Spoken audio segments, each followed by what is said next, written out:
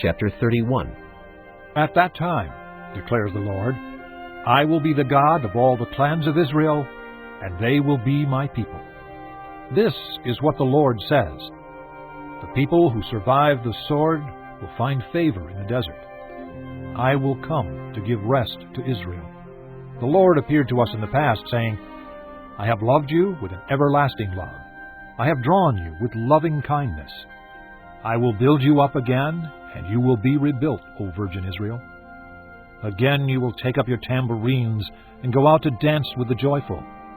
Again you will plant vineyards on the hills of Samaria. The farmers will plant them and enjoy their fruit. There will be a day when watchmen cry out on the hills of Ephraim, Come, let us go up to Zion, to the Lord our God. This is what the Lord says. Sing with joy for Jacob. Shout for the foremost of the nations. Make your praises heard and say, O Lord, save your people, the remnant of Israel. See, I will bring them from the land of the north, and gather them from the ends of the earth. Among them will be the blind and the lame, expectant mothers and women in labor. A great throng will return. They will come with weeping. They will pray as I bring them back. I will lead them beside streams of water on a level path, where they will not stumble, because I am Israel's father, and Ephraim is my firstborn son. Hear the word of the Lord, O nations. Proclaim it in distant coastlands. He who scattered Israel will gather them, and will watch over his flock like a shepherd. For the Lord will ransom Jacob, and redeem them from the hand of those stronger than they. They will come and shout for joy on the heights of Zion. They will rejoice in the bounty of the Lord, the grain, the new wine, and the oil, the young of the flocks and herds. They will be like a well-watered garden, and they will sorrow no more. Then maidens will dance and be glad, young men and old as well. I will turn their mourning into gladness. I will give them comfort and joy instead of sorrow. I will satisfy the priests with abundance, and my people will be filled with my bounty, declares the Lord. This is what the Lord says. A voice is heard in Ramah, mourning and great weeping, Rachel weeping for her children and refusing to be comforted, because her children are no more. This is what the Lord says. Restrain your voice from weeping, and your eyes from tears, for your work will be rewarded, declares the Lord.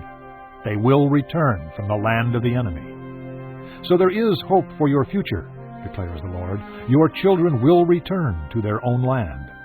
I have surely heard Ephraim's moaning. You disciplined me like an unruly calf, and I have been disciplined. Restore me, and I will return, because you are the Lord my God. After I strayed, I repented. After I came to understand, I beat my breast.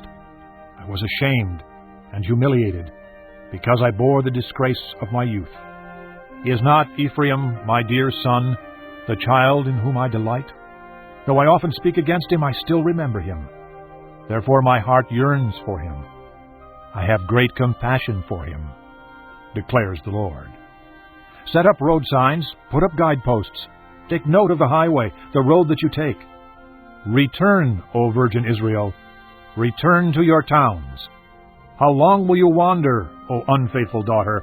The Lord will create a new thing on earth. A woman will surround a man. This is what the Lord Almighty, the God of Israel, says. When I bring them back from captivity, the people in the land of Judah and in its towns will once again use these words. The Lord bless you, O righteous dwelling, O sacred mountain. People will live together in Judah and all its towns, farmers and those who move about with their flocks. I will refresh the weary and satisfy the faint. At this I awoke and looked around. My sleep had been pleasant to me. The days are coming, declares the Lord, when I will plant the house of Israel and the house of Judah with the offspring of men and of animals, just as I watched over them to uproot and tear down, and to overthrow, destroy, and bring disaster, so I will watch over them to build and to plant, declares the Lord. In those days people will no longer say, The fathers have eaten sour grapes, and the children's teeth are set on edge. Instead, Everyone will die for his own sin. Whoever eats sour grapes, his own teeth will be set on edge. The time is coming, declares the Lord, when I will make a new covenant with the house of Israel and with the house of Judah. It will not be like the covenant I made with their forefathers when I took them by the hand to lead them out of Egypt, because they broke my covenant, though I was a husband to them, declares the Lord. This is the covenant I will make with the house of Israel after that time, declares the Lord. I will put my law in their minds and write it on their hearts. I will be their God, and they will be my people. No longer will a man teach his neighbor or a man his brother, saying, Know the Lord, because they will all know me, from the least of them to the greatest, declares the Lord. For I will forgive their wickedness, and will remember their sins no more. This is what the Lord says.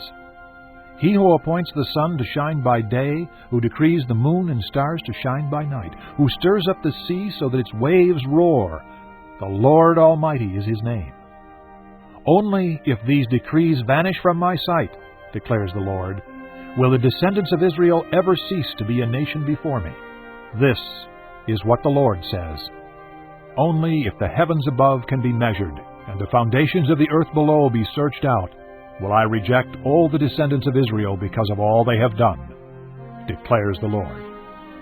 The days are coming, declares the Lord, when this city will be rebuilt for me from the tower of Hananel to the corner gate. The measuring line will stretch from there straight to the hill of Gareb, and then turn to Goah. The whole valley where dead bodies and ashes are thrown, and all the terraces out to the Kidron Valley on the east, as far as the corner of the horse gate, will be holy to the Lord. The city will never again be uprooted or demolished.